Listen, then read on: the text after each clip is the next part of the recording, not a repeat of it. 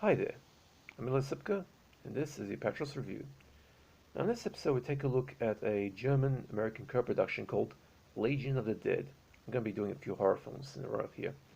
Anyway, now Legion of the Dead was a 2001 horror film, sort of like a horror action comedy sort of, and this was directed and written by Olaf Ittenbach, a member of the German underground. And it was produced by Michael J. Poetinger and Claudia Quitschmeyer, and stars Michael Carr, Russell Friedenberg, Kimberly Lieber, and Matthias Hughes, along with Darren Shalavi, who starred as the hero's brother in the Kickboxer remake, Christopher Kreisa, and Morgan Hunter. Morgan Hunter, basically the bad guy of Cyborg Cop 2. Now, this living up to its unholy name and utter badness horror action comedy, made by German director Olaf Ittenbach, a member of the German underground, those crazy gorehounds who have been shooting ultra-low budget shot-on-video gore fests in the evil woods of Germany since the late 1980s, Legion of the Dead was an attempt to make a more mainstream version of your typical German underground product. Only this one didn't go down too well, due to some massive producer's interference that is. Almost all prints of this film available out there on the VHS and DVD market are of the seriously truncated producer's cut, even the Australian print, which has some seriously bad editing done to it, as well as missing a whole heap of gore. But that isn't this film's main problem. The ridiculous storyline and the whole vibe you get from this junker is the reason why I give this film the D-, which is a 1 out of 10, meaning it's terrible. Now, as for what passes for a storyline here, we have a number of diverging storylines concerning various characters who all are heading for an almighty collision in a dingy roadside bar. First up, we have two stoners who, while trekking along the Californian desert, wind up being abducted by a crazed psycho killer who's been icing people along the Kern River. Eventually, the goofy pair get rescued by their cousin, who takes out the killer using a shotgun and a stolen ute, or a pickup truck. We Aussies call pickup trucks utes in this country. Reunited, the trio make their way towards the destination bar. Second up, a pair of undead hitmen who spend their downtime arguing about the color of the business suits they're wearing. One of them doesn't like the dull grey color and wants to change it to a mustard color, while the slightly sharper and the brain matter brother prefers the grey since they look distinguished. The seriously bad dude they're recruiting souls for is the devil, or in this manifestation, evil Jinn, who wants to build up an army of lost souls, mainly consisting of murder victims, some of which wind up being killed by the idiot brothers he subcontracted the soul collecting to, and has been trying to track down the only remaining member of his kind, currently in the form of a kind-hearted female waitress named Gina.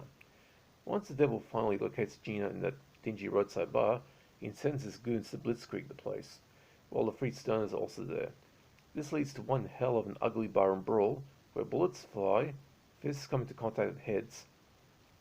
Some stupid bastard gets his balls messed up, but otherwise survives to bail out of there before the brawl really starts, and heads get blown off their shoulders by shotgun blasts. Gina, the stoners, and the surviving clientele team up to take on the devil, but things aren't exactly going to plan.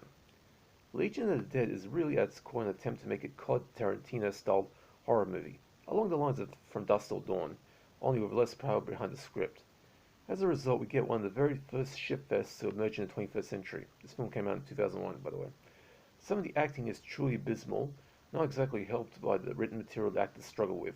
You can see where this is going once the film starts with two stoners having a three-quarter-assed conversation about genitals while stoned out of their fucking minds, then heading onto a damn nasty story a soon-to-be murdered man tells his two killers, the pair of undead idiots I mentioned earlier, about how he paid a pair of bikers to assault and kill their parents, to which they respond by seriously stabbing the shit out of them.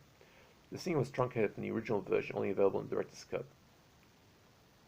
Like many of his buddies in the German underground, Olaf Ittenbach has no firm grasp on how to use actors to tell a story, instead going the route to use meaningless conversations and random weird shit like a CGI face coming out of Deaf Woman's nether regions, which by the way is the thumbnail for this video, to try to carry the film along.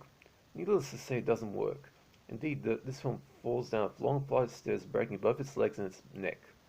The ending also comes off as seriously confusing, at least in the producer's cut, leaving you, the humble viewer, to wonder out loud, what the fuck was that?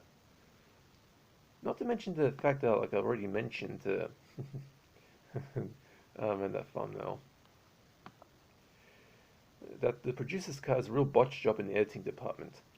Technically it looks pretty slick, but the flow of the scenes really destroys the storyline, considering all the diverging character arcs, some of which don't really have any redeeming value, particularly the two undead hitman brothers.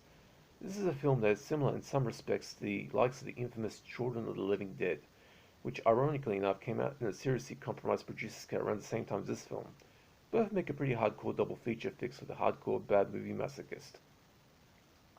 So like I said, this gets a D-1 out of 10. It's terrible.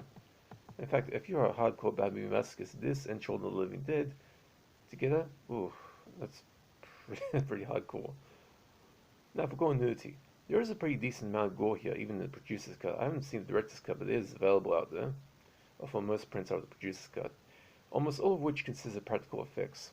Olaf Ittenbach had a decent budget to play around with, and the gore looks pretty damn good. I heard that the director's cut has more of a gore in it, so you best be tracking a copy of that one down. As for nudity, we get a couple of butt shots, a really nasty assault and execution early on in the film, and a woman's beaver while she's using the female urinal in a unisex bathroom in the bar. As for that CGI face spraying out between women's thighs, I have no words for that one. Now, the film was released in Australia in the producer's cut by Columbia TriStar in the very early years of the millennium on a skeleton disc. A pretty damn nice 185 anamorphic aspect ratio, serviceable English stereo track, no subtitles, and a number of preview trailers alongside its own trailer providing the supplement. Okay. I hope you guys enjoyed that. Now, I gave Legion of the Dead a D- 1 out of 10. It's terrible. Now, I don't do requests, but if you have any questions about films or DVDs in general, just hit me up in the comment section. I'll be happy to answer. Hope you guys are staying safe. Take it easy, and that's it for this review. See ya.